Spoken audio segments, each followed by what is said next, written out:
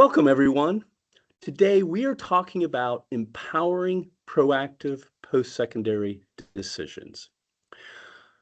Personal Finance Reimagined is a decision-making and financial education organization. We believe that a successful life is not just about the facts you know, but the decision systems you build. Our mission is to help people from moving from the information overload to decision clarity. We focus heavily on the college decision because it is often the first high stakes, high complexity choice a young person makes. By teaching students a consistent, repeatable decision system early on, we empower them with a skill set they can use for a lifetime of great financial and personal choices.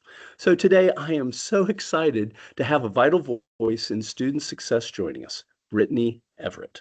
She is the Post-Secondary Access and Success Specialist at the Virginia Department of Education. Brittany, we are focused on the journey students take from K to 12 and into their future. I'm so glad to have your perspective on that through point. To get us started, could you introduce yourself to our listeners and also share a little bit more about your work with the Department of Education? Sure thing. I appreciate that introduction, Jeff, and I look forward to our conversation today. As you mentioned, my name is Brittany Everett. I am the Post-Secondary Access and Success Specialist for the Virginia Department of Education, but also for the State Council of Higher Education for Virginia. So I really have that unique position and pleasure of working across two agencies to focus on our PK-12 to and through post-secondary attainment. Prior to this, I've worked with Virginia College Advising Corps, which is now at Advise Virginia, and College Access. And really, I can trace this passion back to my college days of helping out as a peer advisor in the Career Center or with middle school students, during my second and third year at UVA. So this work has kind of always been a part of my life. And these days, I get to take a kind of bird's eye view and really look at the systems that we have across the state and what resources and technical assistance we can provide to make sure that our students everywhere across the Commonwealth are getting those opportunities and exposure to college access. So looking forward to it. Well, thank you, Brittany. That's fabulous. And that kind of let's start if we could. You're working with the Department of Education and Chev, but you started with a little bit with your work before starting with DOE and Chev. So if you could, you spent over a decade working directly with students in high need spaces before you came on. So into your current role. So looking back on that journey, what is like the core why? Right? Like what really motivates you that keeps you passionate about post-secondary access? Yeah, I wish there was something that felt like life-changing or big, but the why is simply because there's a need. I myself am a first generation college student, and my journey was an interesting one. And I know that there are lots of people along the way who helped me, but there were also lots of gaps that I fell in and could have, benefited from more information. And so I always think of how can I pay it forward now that I'm in spaces and now that I have certain information. Definitely don't want to gatekeep. And so for me, it's an extension of I see the need, and so I feel called Right. upon to respond. Oh, I love that. And you introduced yourself as a first generation student, and which, in my work at JMU and across the Commonwealth, we also focus on the first generation student. And what's really interesting for me, and I'll just sort of bring my example in, I'm not a first generation student. My dad was, but I wasn't. And what's wild to me is I actually have no idea the little things that my mom and dad did that made that smoothed out the rough patches, that put maybe put little bridges over those pitfalls that you talked about. And I don't think any of us that are, I'll call it legacy gen, actually understand the difference. Do you want to talk a little bit about that? Like now that you've seen both sides of it, what are some of those? I don't know. I don't want to talk about your own personal pitfalls, but do you see big pitfalls, or what do you see as some of those things that maybe people lucky like me that had, some folks that helped me walk over those. I don't even know what they are, probably because my parents took care of some of that stuff for me. Yeah, absolutely. And it's interesting that you say that because you always want to provide enough generalized information while acknowledging that the nuances for each student is going to be they're going to be different because each student is unique. And so what might be a lack of financial um, literacy can look different for a student who's in a rural area versus a student who's in a city area. That same kind of deficit still exposes Right. itself in different ways. And so honestly, one of the kind of most unnoticed and nonchalant or unconscious is that early expectation setting and exposure. Mm, Right. So one of the most heartbreaking things that I've come across in my career is like working with seniors and in their senior years, their first time that they've ever been to a college campus. And I've right. had students say, wow, I never thought that I could be here. Like this energy Right. actually feels like something that I could respond to and be Right. successful in. And Right. unfortunately, this was a visit during a student's spring semester of their 12th grade year. And I Right. say unfortunately, knowing that we can still get him there, we can still create a Right. post-secondary pathway for him to achieve those goals, but that Right. no one ever told him that this was possible or that he never had the opportunity to Right. experience that actual feeling and sense of belonging for himself on a campus. And whether that's 2 year, 4 year technical school, just some type of pathway where it says, yes, Right. this feels like a good fit for me. And it feels like something that's possible. And I don't have to have it figured out yet. I just know Right. that it's a It's possibility, a right? possibility. Exactly. Wow. That is so powerful. It's funny, this story I tell, like, so for my family, we have four children, and the story I'll tell is, I was blessed to be, in the room with my wife when she's going through the process of child delivery. And I know stick with me. I promise it gets to a good place. But the point is, well, I'll tell this funny story, which was, our children were born. They got, they cried. They got their slap on the bottom or whatever, and they said "wah," and then I looked at them and I said "college." Right? So that was the first time they heard it. And for them, to some degree, college, they never thought of it as an option. It's what you do after high school. Now, personally, I don't know if that's necessarily a good or bad. Maybe that takes it to another extreme that isn't always healthy, because maybe a non-college path could have made sense. But that was sort of the household, right? That was like the Hulett family business, so to speak. It was just always in the environment, always in the background, and it just sort of happened. And I guess what I'm identifying with is what you're talking about is perhaps the other extreme of that, which is there was never almost any discussion about that in the household, and how, that just has, maybe Brittany, it's just, and again, it kind of goes down to what do we think matters, and things that lurk in the environment are so much more powerful than we actually think they really are, maybe is really what I'm getting at. No, I think that's a fair point to make, which is why we try to be so informed in our instruction when we're working with students and trying to be aware of what they're bringing into the table and what kind of Right. misconceptions the students and families and even the communities at large may have. And so Right. making sure you're meeting that with honesty, transparency, and accurate information, which can be difficult in an ever-changing landscape, but we do our best to make sure that it's relevant and Right. timely. Well, it's funny you mentioned the challenge of, sometimes the unfortunate challenge of a high school senior getting on to college campus, or even thinking about college campus, like, for the first time in 12th grade. So in Harrisonburg, one of the nonprofits that we work for is an organization called On the Road Collaborative, and On the Road has a middle school program, and the middle school program takes children, it puts them on campus, right? And they're taking, these are seventh and eighth graders. And now the interesting thing is we're not doing, like, we have a whole decision making curriculum, right? That to help inform the students, but that's really honestly more for the 10th and 11th graders, right? But the thing that I love about On the Roads program is while we're not doing super in-depth decision making at that point, it's just introducing the idea. To your point, it's possible, right? Here it is. It's okay. You should feel you are welcome here. And maybe if there's any power of that program, it's the you are welcome here idea of it. Absolutely. And it's great that you mentioned that program because when we were, thinking of initiatives that we could support through Level Up Virginia, we started with our middle school campus visit project.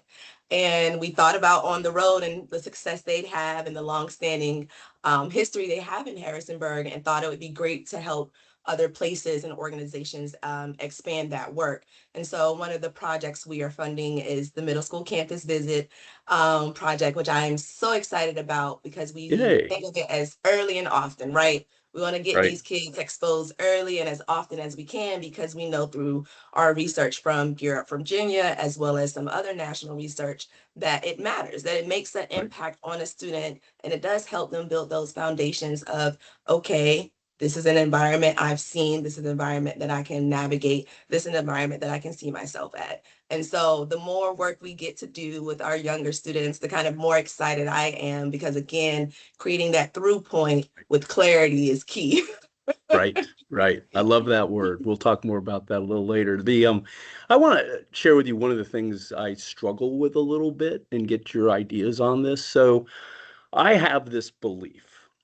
I think it is backed at least to some degree by neuroscience and behavioral psychology, but the belief is of college material. I actually believe that we as human beings, our species, all of us are college material. That we used to use this thing, are you college material or not college material? That was almost like a category of biology or something. You either are or you aren't. And I think that's kind of BS. And what I mean by that is I actually think everybody's college material. It's not a yes or no, it's a now or not yet, right? But there is a college for you.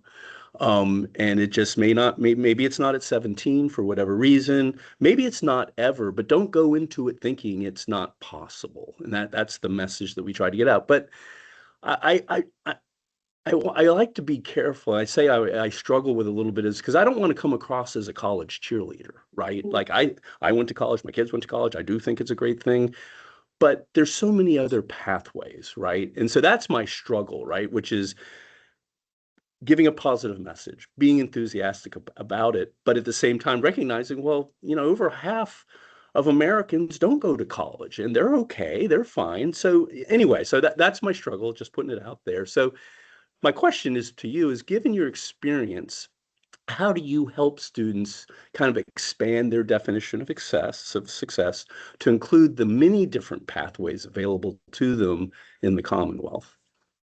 Certainly. And it's so funny. Pathways is a popular word right now. And so I'm sure if you looked it up across different sites and different divisions, you might come across a couple different versions of what pathways mean. But when we think about it from that post-secondary lens, for me, it means being inclusive early on.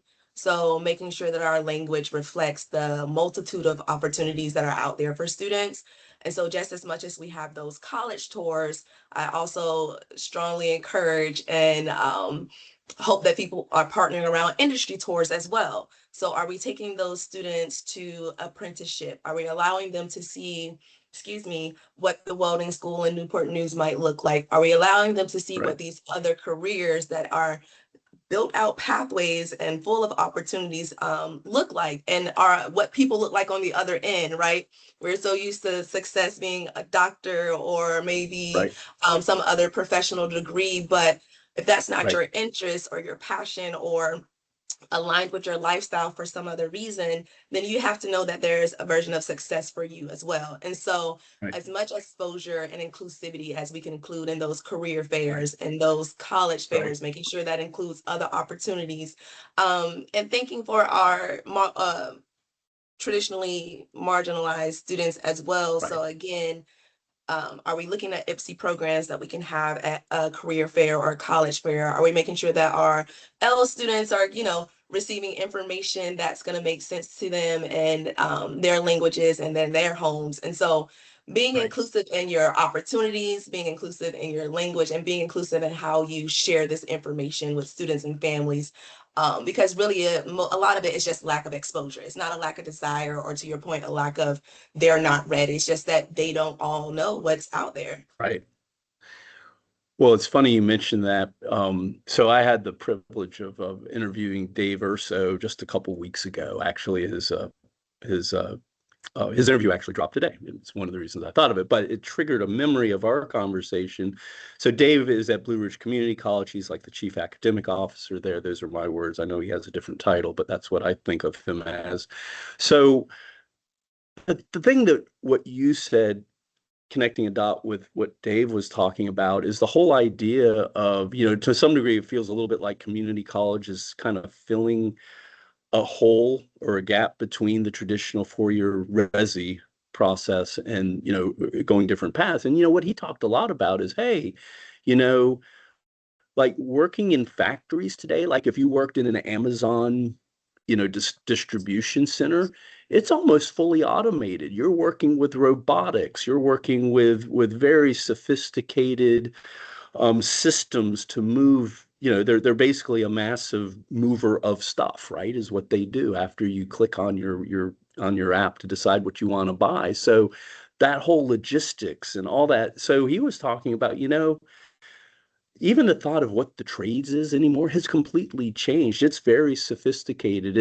He calls it like bluish white collar, right? And so even and you talked about permissions and exposure, right? Giving, students exposure to that idea where, hey, you can go through a community college and get exposure to these things, get certifications that are really in desire in these sort of newish industrial kind of applications. No, I definitely think that that is a good point to make. Again, that's that ever-changing landscape. And so as we think about, how we can make sure that the folks in the building working directly with the students Right. can have that information in a relevant way that they can use with students, is important, because there are lots of opportunities that some folks who maybe school counselors, advisors may not have thought about, because, they haven't actively been in the search process or had a chance to see what new programs are popping up at their community colleges. So yes, I definitely agree. And I think that making sure we share that information between our partners as much as possible is definitely important. So, I was thinking back to, before our discussion now, we had an earlier discussion, kind of a warm up. And I remember one of the things that really stuck with me in that earlier discussion was, so far we've been talking about the idea of getting the student to the door, right? But one of the words you use, which I love, is called through point, right? So it's one thing to get you to the door, but it's another thing to get you through the door and then to get you to stay in the room, so to speak, right? To take that metaphor to its logical conclusion. But meaning the problem isn't necessarily, part of the challenge is showing those pathways and getting them excited, and engaged, giving them permissions, promise, that it is something available to them. But then it's like, well, geez, now let's say you end up choosing college. We all know the statistics, which is there's almost I think a double higher chance that a first generation student is going to attrite or leave the school before getting their degree than legacy generation students. So it's not just a getting them to the door, it's getting them in, and it's getting, helping them and supporting them through that process. Can you talk a little bit about that, just in terms of what does a successful warm handoff look like, and how can we better support students so they don't just get to college, but they stay in college? Yeah, definitely. I think it was important for me to mention that because with the decade of experience, you obviously have seen where it doesn't always work out for students, right? So you're able to get them there, you're able to get them the financial aid, but there's a disconnect when they're there. They're not able to connect with the campus resources, maybe.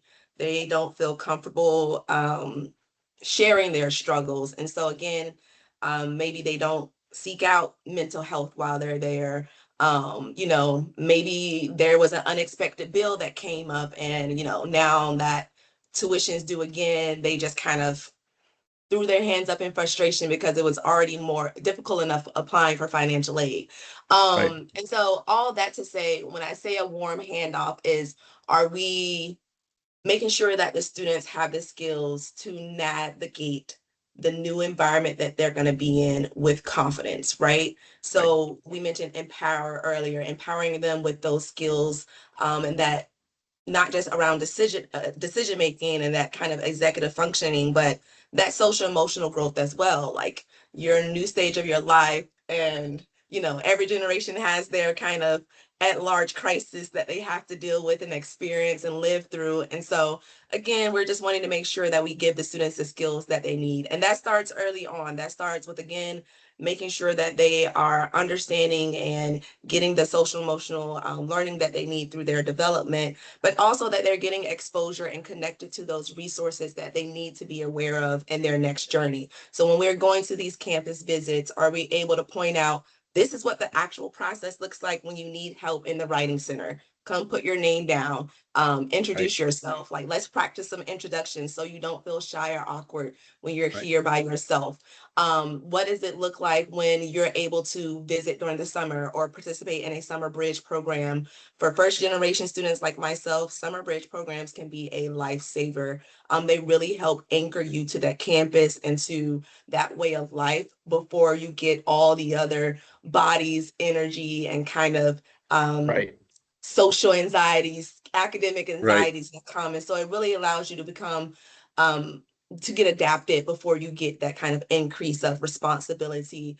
I Right. remember just personally hearing some of the journeys from people who Right. experienced Summer Bridge and thinking, I wish I had known about Right. this, because that would Yeah. have been great. And so, one of the Right. projects that we've launched through Level Up this year is also a Summer Bridge project. So connecting with institutions, Right. who are able to host or expand Right. existing summer bridge programs. And I really look forward to seeing the data from that, because, again, when we talk about that warm handoff, they're getting those study Right. skills, they're getting those system skills, they're getting Right. introductions to the library and how to use those resources. They're Right. getting those, tutorials that really make a difference, so that when it's grind time, they can just go into action. So, Right. it's good to see those types of programs, but we know that's not afforded to every student. So Right. again, in a K-12 space, we have college fairs, but we can also have transition fairs. We can also invite those Right. different departments. We can also explore online and go through those virtual tours together and stop at these centers and Right. practice different scripts. So, there's different things that you can kind of engage in, but really being intentional about making sure those Right. students know what to expect and how to connect with help once they're there, because they're Right. going from people around them every day and telling them what to do, even if Right. they don't want Right. to do it, to all of a sudden, that's not the case. So, just making sure Right. that expectations are set and that they know where to get help. Yeah, no, that I love that, and I should know more about Summer Bridge. I love the name, by the way. It's a perfect name, and that kind of that sort of spurred a couple things thinking about JMU, and I'm going to bring JMU just because I know JMU. But of course, there's lots of other great public colleges in the Commonwealth. JMU is a part of a whole portfolio of a wonderful higher ed system. So JMU has a couple things that made me connected as a dot there. One is, they have the Reddick Center, which is their first gen dedicated program. They have made a massive commitment to the Reddick Center through their scholarship organizations working, and it's very much focused on, it's all about first gen, right? It's both first gen in the Valley. It's also first gen across the Commonwealth, and providing kind of that whole warm handoff thing. So it's like y'all get them to the door, and then Sean Mooney and his team are there sort of to welcome them in, and they of course have programming, and I could see where the summer bridge and that programming are obviously, I'm not sure if they're connecting yet, but if they haven't, I'm sure they will. And I'm guessing all the universities, I'm sure UVA and Tech and all of them have something like that, I would hope. So the one thing that I'm connecting the dot with too is so as you know, I'm a personal finance professor, and we actually do a lot with first gen programming around the state, but a little bit more at the college level. We're in the high schools too, but specifically to college, where I'm going is that we provide the programming as part of the wider first gen effort, right? Which is, hey, being confident with financial decision making is part of how do we get them to stay in college, right? Because it's one thing to get to college, but then you've got to deal with budgets, and all of a sudden, college isn't cheap, and you've got to pay room and board, and it's just the financial side of that is something that sometimes doesn't get as much focus, but we're very focused on it at JMU, which has been pretty cool. And another thing that it spurred a thought on was the idea of transfer, and this is another break point, right? Or it's a transition point that could be a break point. It's not necessarily a break point, which is, hey, let's say you go to a Blue Ridge or a J. Sargent Reynolds or a Nova or John Tyler or wherever, one of these great state community colleges. You're there for 2 years, and now it's time to transfer, right? That's a tougher process, I think, than we wish it was sometimes, right? And so we just actually instigated a program. So we do have transfer programming, of course, at JMU, like other colleges that I think do a really, really good job. But like one of the things that we're doing now is we've teed up our personal finance class is basically a transfer friendly class, right? So sometimes when you're moving into your junior year, just getting that first set of classes is unfortunately can be a little challenging, right? Because you're dealing with everything else. Plus, oh no, I've got to figure out how do I get the classes that I want for my major, et cetera.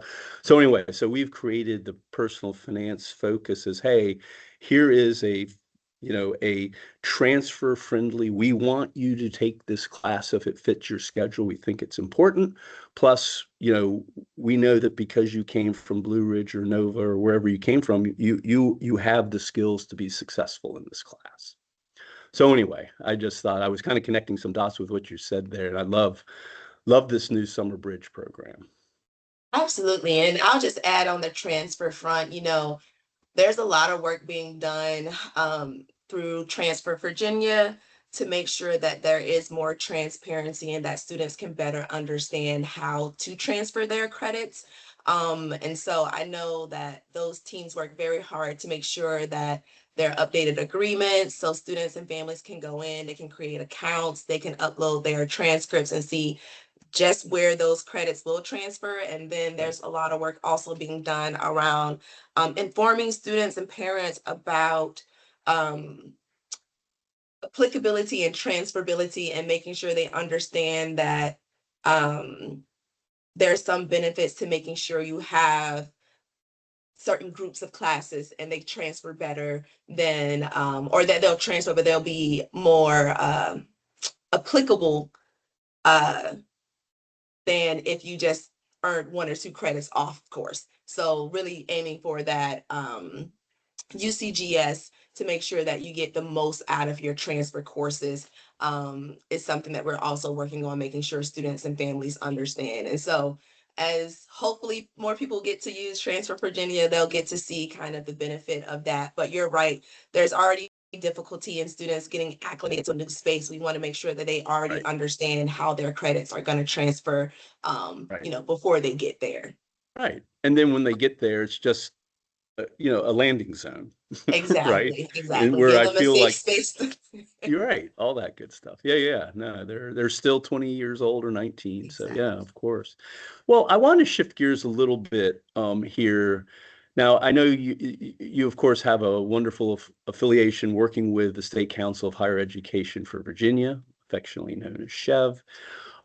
So you are involved with really exciting initiatives like Level Up and Gear Up that start as early as middle school. Can you share a little bit about these programs and, just walk us through, how it builds confidence, college-going identity, and students who might not have seen themselves on a campus before.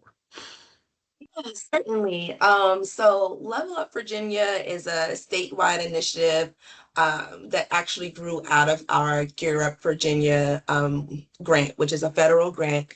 And this is our, I hope I'm not misspeaking, fourth edition. So this is 4.0 for us. We've been fortunate to be able to do various versions of this. And so this year or this launch, we were able to create a statewide perspective, a statewide access campaign out of that grant. And that's where Level Up Virginia was born.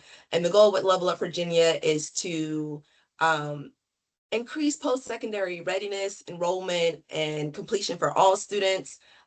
The focus of it is really this family-facing website portal where I'm not calling it a portal, excuse me, this family-facing website where students and families can come and get information, but also can come and find events. They can come and get connected to access providers. They can come and use resources such as the college cost calculator, which I'm sure as someone like you who's interested in Oh that yeah, financial literacy, know all about that. Yeah. yes, please definitely share that as often as you can. Erin mentioned that it's been a great help for her family in their decision-making year. So, there's just a variety of student and family-facing materials on Level Up Virginia that we share with schools, that we share with students, but we also like I said, look at our professional development opportunities that we're able to provide faculty and staff. So making sure they have the technical resources and knowledge to provide students with accurate and timely information. And so the goal again with Level Up Virginia is to really just align with this kind of larger goal of Virginia becoming the best state for education by 2030. So by 2030, we want to make sure that we have 1.5 million additional post-secondary credentials and 70% education attainment rate in Virginia. And we know a lot of that work needs to be done by making sure people know about what's available and that we're keeping talent in Virginia once we've gotten them through. So again, a lot of different pieces of it, but mainly wanted to create that bridge from K-12 to post-secondary so that students across the Commonwealth know that they have opportunities and that there are people and resources out here to help them reach those opportunities. Well, I thought Virginia was the best state, so that's my story. I'm sticking to it. So That's fair. data be damned. So, but I am biased, incredibly biased. But the bias comes from performance, right? I'm a product. My children are a product.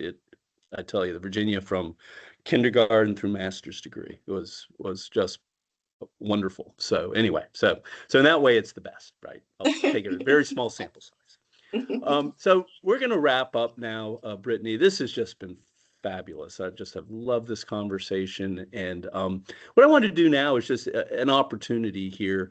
We covered a lot of ground here, but for you, is there anything that you wish I had have asked or anything on your mind to share with folks that may be listening to this? If they maybe have children that are in the K to 12 area or they're thinking about college or pathways, how should we wrap up, Brittany? Is there anything else that you'd like to share? Um, you know, I think the best thing I can share is don't be afraid to break things down into very small steps.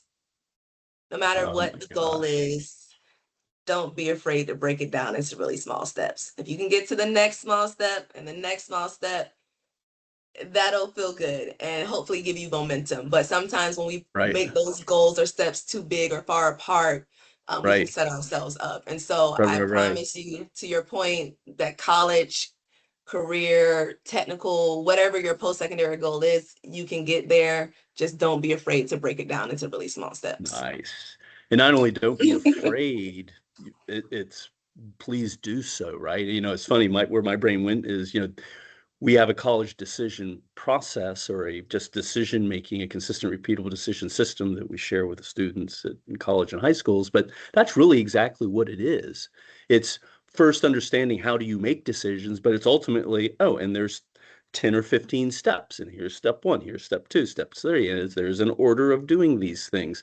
Each step individually isn't hard, But to your point, if you're looking at, oh, it just seems so daunting, yeah, it is, but there are 15 steps, and each step itself not so bad, right? So I Yeah. love that. I absolutely love that advice. It's right on target. So thank you for that. So anyway, so thank you so very much. This is Brittany Everett from the Department of Education and Chev.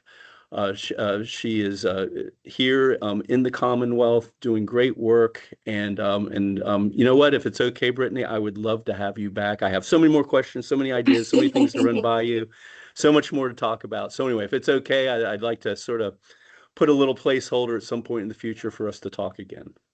It sounds great. I appreciate it.